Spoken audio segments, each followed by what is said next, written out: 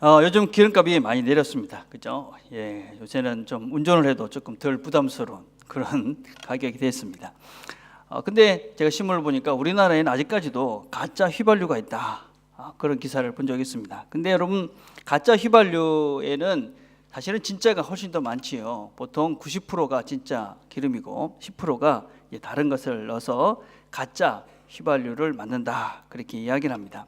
여러분, 물에 조금 휘발유를 탄 것을 가짜 휘발유다, 그렇게 하지 않습니다. 조금 가짜가 들어간 것이 진짜 가짜 휘발유가 됩니다. 말이 좀 복잡하긴 하죠, 그렇죠? 여러분, 이런 겁니다. 이건 농담입니다. 누가 김명호 목사가 정말 못생겼어, 그럼 이거 농담입니다. 그렇죠? 이거 진담으로 생각하시는 분들 안 계실 거라고 생각을 합니다. 그죠? 근데 김 목사가 좀 못생겼지, 뭐 잘생겼어, 괜찮게 생겼어. 근데 잘 보면 눈이 좀 짝짝이야. 코도 조금 삐뚤어졌거든. 그러면 그때부터 제 눈이 조금 삐뚤어지게 보이고 코가 삐뚤어지게 보입니다.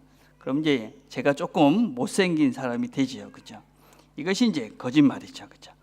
예, 말을 하는데 아주 이렇게 나쁜 사람들이 있습니다. 아주 가만히 처음에는 뭐 칭찬하는 것 같은데 가만히 듣다 보면 이게 그 사람의 안 좋은 것을 이야기하면서 이렇게 아주 끝을 이상하게 만드는 사람입니다. 또 어떤 얘기를 막 하다가 몰라도 돼, 그러면서 말을 안 하는 것입니다. 이런 사람들 참 조심해야 될 사람들이죠. 그죠? 여러분, 오늘 어린이 설교 때도 잠깐 말씀을 나눴지만, 여러분, 인류의 조상인 아담이 이 하나님께 범죄하게 된 그 근거가 어디 있습니까? 바로 이 거짓말이었습니다. 아주 작아 보이지만 그 거짓말들 때문에 아주 특별한 일들이 생겼지요. 그죠? 여러분, 창세기 2장 16절과 17절 봅시다. 여러분 잘 아는 말씀이죠. 그죠? 여호와 하나님이 그 사람에게 명하여 이르시되 각종 나무, 동산 각종 나무의 열매는 내가 임의로 먹되, 그러니까 모든 나무의 열매를 다 먹을 수 있다. 그런데 선악을 알게 하는 나무의 열매는 먹지 말라. 내가 먹는 날에는 반드시 죽으리라. 그랬습니다. 그런데 3장 1절에 보면 뱀이 와가지고 이렇게 이야기합니다. 여호와 하나님이 지으신 것 중에 가장 강교했습니다. 그래서 뭐라고 물어보냐면, 하나님이 참으로 너희에게 모든 나무의 열매를 먹지 말라 했느냐. 아주 여러분 비슷하죠. 그렇죠? 영어를 보면 되게 비슷하지 않습니까? You must not eat from any tree라고 되어 있는데, 하나님 뭐라고 그랬어요? Free to eat from any tree라고 그랬어요. 그렇죠? 모든 나무 다 먹어도 돼. 그런데 이 선악과 먹지 마 그랬는데, 이 사단은 뭐라고 거짓말을 하냐면, 야, 하나님이 모든 거 먹지 말라고 그랬지. 그러면서 슬쩍 거짓말로 이 사람의 마음을 떠본 것입니다. 자, 그러니까 이 하와가 뭐라고 대답합니까? 아니야, 우리가 동산나무 열매는 우리가 다 먹을 수가 있어. 그런데 동산 중앙에 있는 나무 열매는 하나님의 말씀에 너희는 먹지도 말고 만지지도 말라, 너희가 죽을까 하노라 하셨느니라. 하나님이 만지지도 말라 이런 말은 안 했는데, 그 먹지 말라는 게 뭔가 마음이 이제 불편했던 거예요. 그러니까 자기 말을 하나 더 붙인 거죠. 만지지도 말랬어, 이런 것이죠. 그죠?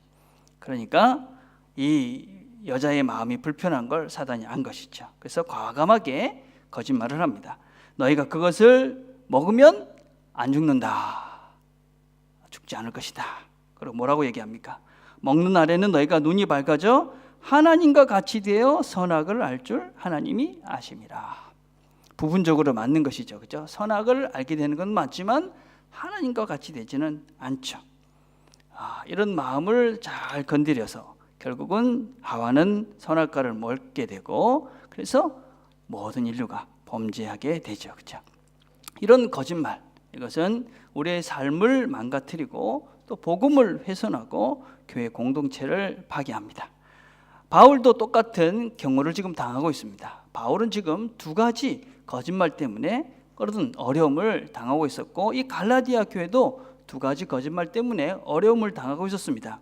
두 가지 거짓말이 무엇이었냐면, 첫째는 바울이 받은 복음은 바울이 하나님께로부터 직접 받은 복음이 아니라 예루살렘에 있는 사도들에게 배워온 것이다. 그래서 바울이 내가 직접 하나님께 이 복음을 받았다, 말씀을 받았다는 것은 진짜가 아니다 하는 거짓말이었습니다. 또 하나는 어떤 거짓말이 있었냐면, 바울은 이 사도들에게 배웠는데 사도들의 가르침과 상관없이 자기 마음대로 그렇게 복음을 전하고 있다. 그래서 바울이 전하고 있는 이 자유의 복음은 사실은 사도들은 별로 환영하지 않는, 사도들은 별로 좋아하지 않는 복음이다. 그렇게 이제 얘기한 것이죠. 왜 그렇게 했겠습니까? 그렇게 한 이유는 단순한 것입니다. 바울이 전한 이 진리의 복음을, 이걸 바울이라는 사람이 전한 복음, 그래서 바울 자체를 신뢰할 수 없는 존재로 만들어서 바울이 전한 복음도 신뢰할 수 없는 것이다. 그렇게 만들기 위해서 이 거짓 유대인들이 지금 바울에 대해서 그렇게 거짓말을 하고 있는 것이죠. 자, 결국 바울을 그렇게 거짓말장애로 몰아서 결국 그들이 얻고자 하는 것은 무엇입니까? 2장 4절입니다. 이는 가만히 들어온 거짓 형제들 때문이다. 그들이 가만히 들어온 것은 그리스도 예수 안에서 우리가 가진 자유를 엿보고 우리를 종으로 삼고자 합니다. 결국은 그런 그 바울이 바른 복음을 전해서 자유케 하는 그 복음을 잘못해가지고 결국 아니야. 그래서 다시 종으로. 그래서 이런 그 자유를 못 누리고 이 율법의 종으로 만들기 위해서. 그래서 이 바울의 말을 거짓말로 만들고 있다라고 이야기합니다. 근데 이들을 어떻게 부르고 있습니까? 이 유대주의자들을 우리가 거짓 형제들이다, 그렇게 부르고 있습니다. 우리 안에 거짓된 자들이 있다. 그래서 우리 안에 이 끊임없는 이 거짓된 형제들이, 거짓된 사람들이 우리가 복음을, 하나님의 이 복음의 진리를 바르게 자유함을 누리지 못하도록 그렇게 우리를 끝없이 종으로 만드는 자들이 있다라고 성경은 우리에게 가르쳐주고 있습니다. 우리가 수요일날 지금 교회에 대해서 배우고 있습니다. 교회가 무엇인가 이런 걸 배우고 있는데, 몇 주 전에 저희들은 교회의 표지에 대해서 배웠습니다. 교회의 표지, The Marks of the Church, 그렇게 이야기합니다. 교회의 표지, 이게 있어야 교회다. 바른 교회는 이것이 반드시 있어야 된다. 이 마크라는 건 뭡니까? 여러분 이제 뭐 이렇게 배지 같은 걸 말하는 겁니다. 어떤 학교 학생이다, 그럼 여기다 이렇게 마크를 달고 다니지 않습니까? 이 똑같은 거예요. 이걸 보면 이런 표지가 있는 것은 좋은 바른 교회다, 이게 없으면 교회가 아니다 하는 것인데, 첫 번째가 뭐냐면 바른 말씀의 선포입니다. 하나님의 말씀을 바르게 선포하는 것이고, 두 번째는 바른 성례전, 성경적인 그런 세례나 또 이 성찬을 하는 것입니다. 세 번째는 바른 권징, 그래서 바른 가르침이 있는 곳이 바로 교회다, 그렇게 이야기합니다. 근데 이 세 가지를 사실은 한 가지로 이야기합니다. 뭐냐면 바른 말씀의 선포다. 하나님 말씀이 바르게 선포되어지는 곳에 바른 성찬과 세례가 있고, 그것에 바른 가르침이 있기 때문에 가장 중요한 것, 교회에 있어서 가장 중요한, 이게 교회다, 바른 교회다라는 것은 무엇을 알 수 있냐면 바른 말씀의 선포입니다. 하나님 말씀을 바르게 선포되어지는 것이 바른 교회다 하는 것입니다. 자, 그런데 여러분들, 그런 바른 교회에서 바른 말씀의 선포가 되는 것을 우리가 어떻게 할 수 있느냐? 그걸 분별하셔야 되잖아요, 그죠? 여러 가지 특징이 있지만 하나님 말씀이 바르게 선포되어지는 곳에는 하나님 말씀을 듣고 나면 낮아지고 싶습니다. 낮아지는 것입니다. 하나님 말씀을 들었어요. 그런데 내가 그래, 더 높아져야 되겠다, 돈을 많이 벌어야 되겠다, 그래가지고 저 사람들의 높은 위치가 돼가지고 내가 뭔가를 해야 되겠다, 그거는 가짜 복음일 가능성이 참 많습니다. 하나님의 말씀은 우리가 어쩌든지 다른 사람들을 섬기고 다른 사람들을 위해서 내가 희생하고 더 낮아지는 것입니다. 그래서 하나님의 말씀을 듣고 나면 그래, 내가 더 낮아져야 되겠구나, 다른 사람을 더 잘 섬겨야 되겠구나, 이런 생각이 드는 것이 바른 하나님의 말씀이지, 내가 더 높아지려 하고 더 가지려 하고 뭐 힘을 가지려 하고 세상적인, 이것은 바른 말씀이 증거되지 않는 것이다 할 수 있습니다. 두 번째는 감사함입니다. 감사함. 하나님 말씀을 듣고 나면 감사한 것입니다. 우리가 다리가 부러져도 감사하고 팔이 부러져도 감사합니다. 그렇죠? 그 다음에 우리가 아파도 감사하고 가난해도 감사합니다. 왜 그렇습니까? 하나님께서 우리를 인도해 가시기 때문에 이 모든 것들을 통해서 나에게 더 좋은 것을 주실 것이다, 이게 하나님의 뜻이지 않습니까? 그렇죠? 그래서 모든 것들을 들으면 감사합니다. 그래서 여러분, 설교를 듣고 난 다음에 뭔가 불만스러운 것들이 든다, 그건 바른 설교가 아닙니다. 세 번째는 자유함입니다. 자유함. 하나님 말씀을 듣고 나면 우리가 더 넓어지고 더 넉넉해지고 더 풍성해집니다. 모든 것들에서 열리는 마음으로 하나님의 말씀을 듣게 돼야지, 하나님의 말씀을 듣는데 뭔가 더 폐쇄적으로 되고 더 좁아지는 것 같습니다. 바른 말씀의 증거가 아닙니다. 우리 기독교인들을 가리켜서 우리가 많은 사람들이 폐쇄적이다 그렇게 이야기합니다. 사람들이 그냥 되게 옹졸하다, 뭔가 사람들이 자꾸 작아지고 있다. 왜냐하면 하나님 말씀을 제대로 이해하지 못하고 바른 말씀이 증거되지 못하기 때문에 그렇습니다. 하나님은 엄청 크신 분입니다. 그죠? 그래서 우리는 하나님을 닮아가는 것입니다. 하나님을 닮아가려면 넉넉해지고 넓어져야 되고 자유로워야 합니다.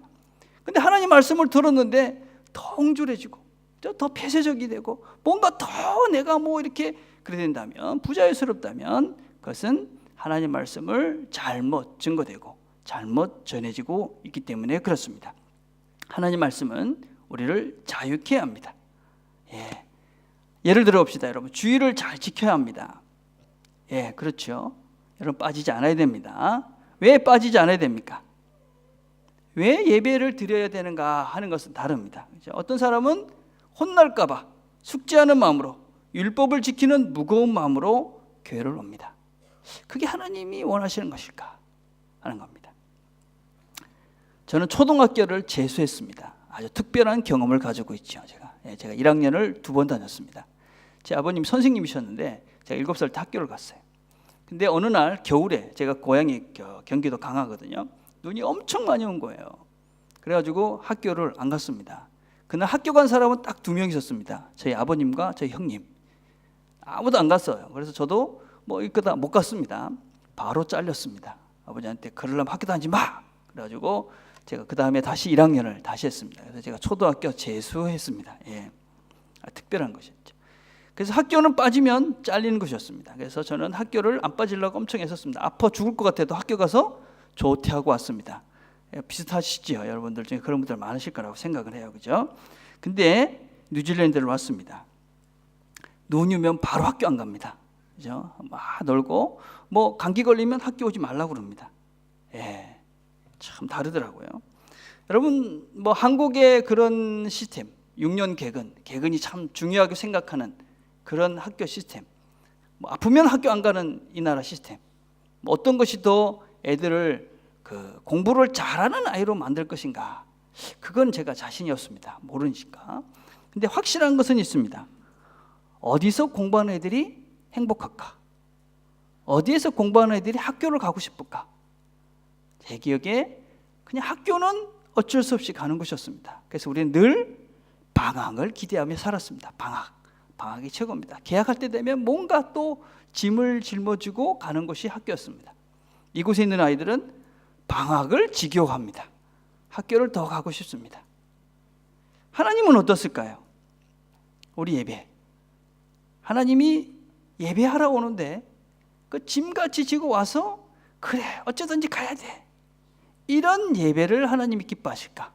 아니면 그냥 편안한 마음으로, 즐거운 마음으로, 행복한 마음으로 예배 드리러 오는 사람들을 기뻐하실까 하는 것입니다. 여러분, 우리가 예배에 빠진다고 해서 하나님이 벌 주지 않습니다. 그렇죠? 또 말 잘해야 됩니다. 우리 목사님이 주일 예배 빠져도 된다고 그랬어, 뭐 이렇게 또 얘기하는 분들이 계시다. 그게 아닙니다, 여러분. 그죠? 어떤 마음으로 예배를 드리라는 것입니까? 여러분, 우리가 주일 예배 정말 죽을 것 같으면 쉬십시오, 여러분. 죽을 것 같은데 교회 와서 그럴 필요 없다는 것입니다. 하나님이 아시는 것이죠. 지금 제가 죽을 것 같으니까 집에서 쉬는구나, 거기서 예배 드리면 되죠. 그죠? 죽을 것 같아도 교회 가야 돼. 하나님은 그런 거 원치 않는다는 것이죠. 그죠? 여기 어쩌든지 와야 된다라는 의무감 내지 율법적인 마음을 가지고 이 자리에 오라 하는 것이 아닌 것이죠. 우리가 하나님 앞에 나오는 것은 자유의지로 오는 것입니다. 그죠? 이곳에 하나님이 있고 기쁨이 있고 즐거움이 있기 때문에 내가 하나님께 나오는 것이지. 그죠?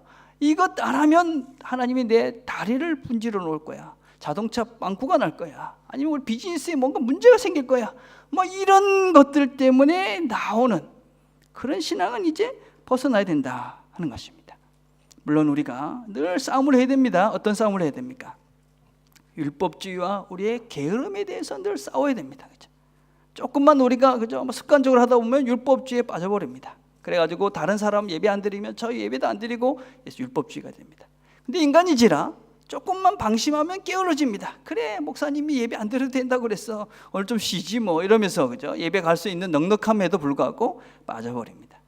그러나 여러분, 그 사이에서 우리가 하나님 성령님께서 우리를 인도하시는 그 음성을 듣고 그래, 지금 예배드리러 가야지.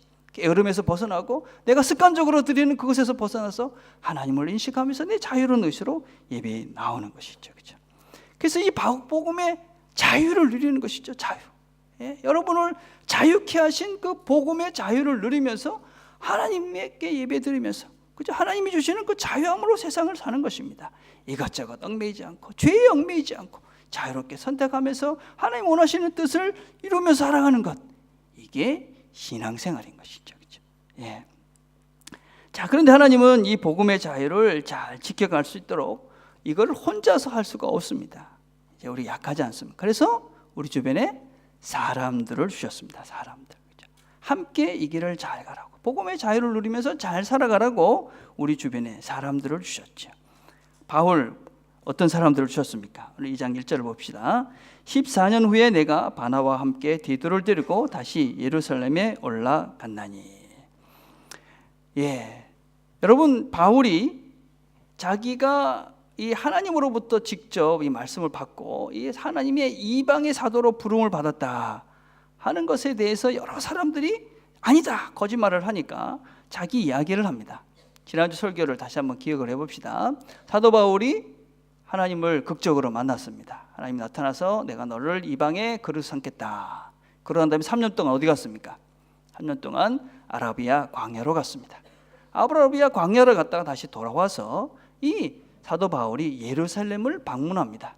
방문해서 거기서 15일 동안 베드로와 이야기를 하면서 나에게 나타난 하나님 이런 분이었다. 당신들은 어떤 하나님을 경험했느냐? 교제를 했습니다. 그러고 난 다음에 거기서 야고보 사도도 잠깐 봅니다. 그러고 난 다음에 거기 있는데 이 사도 바울이 너무 열심히다 보니까 교회에 문제가 막 생기는 겁니다. 그래가지고 사도들이 사도 바울, 당신은 이제 다소로, 그러니까 당신 고향으로 좀 가 있는 게 좋겠어. 이렇게 얘기해서 다시 그 고향으로 보냅니다. 그러고 난 다음에 성경을 보면 그 다음에 이 예루살렘 교회가 더 흥왕했다, 더 부흥했다, 그렇게 말씀이 나오고 있습니다. 어쩌든지 바울은 14년 동안 자기 고향인 다소로 내려갑니다. 그리고 그곳에 있으면서 주변에 있는 지역에 전도도 했지만 자기 자신을 돌아보는 시간을 가집니다. 자, 그런 시간을 다 보내고 난 다음에 안디옥에 다시 부름을 받게 되는데 그 부름을 받은 사람이 사실 바나바라는 사람입니다. 근데 바울이 다시 이야기하는 것은 무엇이냐면, 내가 그 예루살렘에 방문했을 때 사실은 잠깐 얘기했지 그들에게 특별한 것을 배운 것은 아니다. 그리고 그것을 내 모든 행적을 이렇게 증명해 줄 사람들이 있는데 바로 이 사람들이다. 그러면서 바나바와 디도를 데리고 예루살렘으로 갑니다. 자, 바나바는 누굽니까? 바나바는 이 사울을 14년 동안 다소에 있던 이 사울을 불러다가 안디옥 교회의 지도자로 세운 사람입니다. 바나바.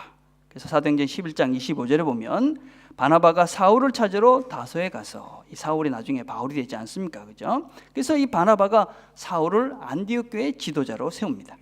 그런데 이 바울과 바나바는 늘 친했느냐? 안 그랬습니다, 여러분. 별로 안 친했습니다. 친할 때도 있었지만 안 친할 때도 대단히 많이 있었습니다. 사도행전 15장에 가면 이 바나바와 바울이 다투고 있음을 보고 있습니다. 15장 2절에 보면 바울 및 바나바와 그들 사이에 적지 아니하는 다툼과 변론이 일어난지라. 바울을 이 안디옥으로 청구했던 사람이 바나바였는데도 여전히 둘 사이에는 트러블이 있었습니다. 그것뿐이 아닙니다. 여러분, 사도행전을 쭉 읽다 보면 바나바와 바울은 제1차 전도여행을 떠납니다. 그 전도여행을 막 하고 돌아와서 둘이 싸웁니다. 왜냐하면 마가라는 사람 때문에 싸웁니다. 싸우다가 합의가 안 돼가지고, 좋다, 너는 신라고 가라, 나는 마가고 하겠다. 두 사람이 싸우고 헤어집니다.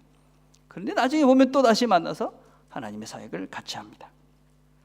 여러분, 평생 사이좋게 지냈다, 그런 관계, 그런 사람은 없습니다. 한 기자가 빌리 그레엄 목사님의 아내 되시는 루스 그레엄에게 이렇게 질문했습니다. 사모님은 목사님과 이혼하고 싶은 생각이 든 적이 없으셨습니까? 그러니까 이 사모님이 이랬답니다. 저는 없었습니다. 단지 죽이고 싶은 때가 많았습니다. 얘기했다고 합니다. 예. 여러분, 죽고 못 사는 부부도 죽이고 싶을 때가 종종 있지요, 그죠? 저만 그렇습니까? 제가 얘기를 해보니까 대부분 그 부인들로부터 이 생명의 구원을 받으신 분들이 많이 계시더라고요. 예. 예. 이게 그죠? 뭐 부부 평생 같이 살고 죽고 못 살아서 같이 사는 사람들도 어떻습니까? 죽이고 싶을 때가 있습니다. 근데 우리는 어떻습니까? 진짜 잘 모르는 사람들입니다. 그죠? 예. 우리가 이렇게 같이 있는 게 기적이지 않습니까? 저 사람 나가고 어떻게 알지도 못하는 이 사람이 지금 1년, 2년, 10년, 20년을 같은 교회 다니면서 같이 이렇게 지내고 있습니다. 이게 사실은 기적이지요. 그죠? 예. 여러분, 다투지 않을 수가 없습니다. 더 중요한 건 뭡니까? 싸우고 화해하는 것입니다. 화해하는 거. 그죠? 다시 하나가 되는 것이죠. 그죠? 예. 여러분, 우리가 신앙이 내가 좀 성숙됐다, 신앙이 자랐다 하는 것을 구체적으로 알 수 있는 증거가 있는데 무엇이냐면 10년 전에는 정말 꼴보기 싫은 그 인간하고 내가 지금 잘 지내고 있는 겁니다. 그럼 난 정말 성숙한 겁니다. 아니, 내가 어쩌다 저 사람하고 친구가 됐지? 이러면 이 사람은 제대로 된 분들입니다. 예. 근데 나이가 들수록 꼴보기 싫은 인간이 더 많이 늘어나. 이건 신앙이 거꾸로 가는 것입니다. 이 뭔가 문제가 생긴 것이죠. 예. 여러분, 물론 우리가 태어날 때부터 DNA가 좋아가지고 인간관계를 잘 하시는 분이 계십니다. 그죠? 그러면 축복이죠. 그죠? 근데 어떤 분들은 잘 못하시는 분들도 계십니다. 그런데 시간이 지나갈수록 어떻게 되느냐? 그 꼴 보고 싫고 같이 할 수 없던 사람과 내가 같이 하고 있는 것입니다. 이게 신앙이 자란 것입니다. 왜 그렇습니까? 하나님 마음으로 내가 넓어져 가는 것이죠. 그죠? 꼴 보고 싫어도 하나님 때문에 같이 하다 보니까 사랑하게 되고 이해되고, 그래서 한 가족이 되어 있는 것입니다. 이게 바로 신앙이 성숙한 것이고 하나님을 제대로 믿어가고 있는 나의 모습입니다. 자, 또 다른 사람이 있었습니다. 누굽니까? 디도입니다. 디도. 여러분, 디도는 디도서에 나오는 사람이지요. 그 디도입니다. 바울은 이 사람을 같은 믿음을 따라 나의 참 아들 된 디도에게 편지한다. 그래서 바울이 영적으로 낳은 아들, 이 사람을 디도라고 그럽니다. 근데 바울은 이 디도를 자기 아들이다라고 얘기할 뿐만 아니라 자기의 파트너고 동력자라고 이야기합니다. 고린도서 8장 23절을 보면 디도를 가리켜서 나의 파트너이고 나의 동력자이고 또 나의 형제이고 나의 메신저다, 그렇게 소개를 하고 있습니다. 바울은 자기의 제자였습니다. 어쩌면 영적인 아들과 같은 존재였습니다. 그런데 그 사람이 나의 파트너다, 나의 동력자다, 나의 형제다, 나의 메신저다, 그렇게 이야기합니다. 여러분, 신앙의 삶에 있어서는 연배나 나이나 직분이 중요한 것은 아닙니다. 우리 모두는 다 동력자들입니다. 동력자들. 우리 모두는 다 파트너인 것입니다. 그렇죠? 예, 우리 모두는 다 친구인 것입니다, 여러분. 예. 그래서 우리가 함께 똑같은 마음으로 하나님을 섬겨갔다는 그 마음으로 우리가 복음에 참된 진리를 지켜가기 위해서 힘을 모아서, 그죠? 하나님의 영광을 위해서 사는, 하나님의 영광을 위해서 힘을 모아서 그 길을 가는 사람들, 그게 바로 우리들인 것입니다, 여러분. 그죠? 그래서 여러분, 우리 모두는 다 동력자들입니다. 동력자들. 그죠? 우리 모두는 다 친구들입니다. 우리 모두는 다 파트너입니다. 우리 모두는 다 그리스도의 메신저들입니다.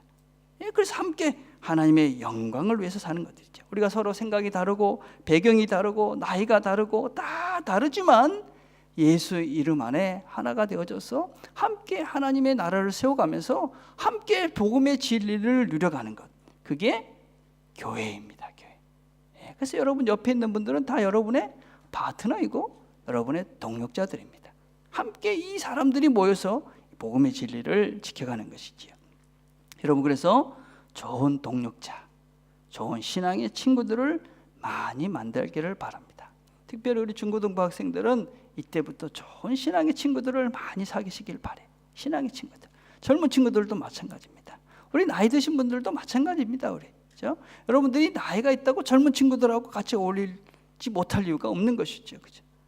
그래서 우리가 신앙의 동력자, 신앙의 친구들, 하나님이 그렇게 친구들을 주신 것입니다. 그 친구들과 같이 있는 것 쉬운 거 아닙니다. 서로 싸우기도 합니다.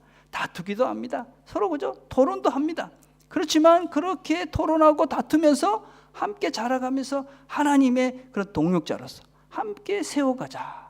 이게 함께 세워가라 라고 주신 분들이 바로 여러분들의 주변에 있는 같이 있는 사람들입니다.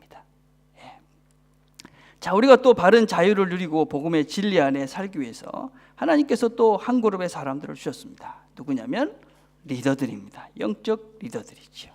2장 9절에 보니까 또 기둥같이 여기는 야고보와 게바와 요한도 내게 주신 은혜를 알므로 나와 바나바에게 친교의 악수를 하였으니. 자, 하나님께서 이 이방인 교회에 생긴 문제가 뭐였냐면 할례 문제였습니다. 할례. 이 할례 문제는 작은 문제가 사실은 아닙니다. 이스라엘 백성들에게 이 할례는 목숨을 걸고 지켰던 그런 아주 소중한 것이었습니다. 이스라엘 백성들이 이 헬라의 식민지가 된 때가 있었습니다. 근데 이 헬라의 왕이었던 안티오쿠스 4세라는 사람이 이 유대인들을 박해하기 시작했습니다. 그래 어떻게 했냐면 이 성전에다가 제우스 신전을 세우기도 하고 내가 황제가 신이니까 나를 섬기라고 그러고 유대인들이 제일 싫어하는 것이 돼지고기였습니다. 돼지고기를 억지로 먹게 했습니다. 안식일을 지키지 못하게 했습니다.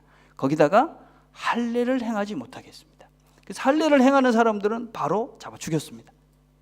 근데 할례를 행했는지 안 했는지 어떻게 알아내느냐? 여러분 짐이 있잖아요. 짐. 우리가 짐이라는 거 있잖아요. 운동하는 거. 그게 원래는 이 할례 시대에는 이 클럽 활동을 하던 곳이었습니다. 클럽 활동을 하면서 운동을 막 하는 겁니다. 운동을 다 하고 난 다음에 단체로 목욕을 가게 한 거예요. 목욕을 가면 옷을 다 벗잖아요. 그래서 할례를 했다. 바로 잡아다가 죽여버렸습니다. 그래서 할례를 행한다 하는 것은 목숨을 걸고 했던 것입니다. 그런데 이스라엘 백성들은 그런 목숨을 거는 일이었지만 그 목숨보다 중요한 하나님의 약속, 할례를 행해야 된다. 이것들 때문에 목숨을 걸고 할례를 행했습니다. 그래서 자녀들에게 죽을 수도 있는데도 할례를 행했던 것입니다. 그러다가 이스라엘 백성들이 독립운동을 해서 독립을 쟁취합니다. 그래서 이스라엘 백성들은 이 할례라는 것은 단지 그냥 의식이 아니라 자기 민족의 아이덴티티였고 어쩌면 하나님을 믿는 분명한 신앙 고백이었습니다. 그런데 이 할례를 행하지 않아도 된다.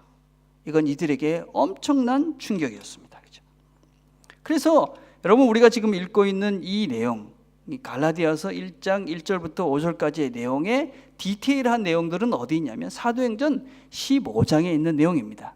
바울이 예루살렘에 가서 있었던 일을 자세하게 설명하고 있는 것이 사도행전 15장인데 자, 사도행전 15장에 가보면 이렇습니다. 15장 1절에 보면 어떤 사람들이 유대로부터 내려와서 형제들을 가르치되 너희가 모세의 법대로 할례를 받지 아니하면 능히 구원을 받지 못하리라. 그래서 이 사람들에게는 할례를 행하지 않는다 하는 것은 단지 이런 모세일 뿐만 아니라 자기의 민족적인 목숨을 걸고 지켜왔던 이것을 무너뜨리는 것이었기 때문에 포기하는 것이 쉽지 않았습니다. 그래서 많은 토론이 있었습니다. 그래서 바울은 이 디도와 바나바를 데리고 예루살렘으로 갔고 예루살렘에 많은 장로들과 사도들이 다 모여서 회의를 시작을 했습니다. 야, 과연 이 모세율법 또 할례를 이방인들에게 해야 되느냐 말아야 되느냐. 자, 그렇게 토론을 하고 있는데 15장 5절에 보니까 바리새파 중에 어떤 믿는 사람들이 일어나 말하되 이방인에게 할례를 행하고 모세의 율법을 지키라 명하는 것이 마땅하다 하니라. 이 바리새파 중에 유대인들이라는 것은 믿는 자들이라는 것은 이 유대인 중에 크리스찬들을 얘기하는 것입니다. 유대인 중에 크리스찬들도 우리가 이 할례를 행해야 돼. 우리가 이거 어떻게 지켜온 것인데 이건 하나님의 백성의 구체적인 증표야. 그래서 이건 포기할 수가 없다. 그렇게 이야기를 한 것입니다. 근데 베드로가 일어나서 설명을 하기 시작합니다. 그런데 내가 고넬료라는 사람을 받고 이방인들에게 임했던 그 하나님의 능력을 봤다.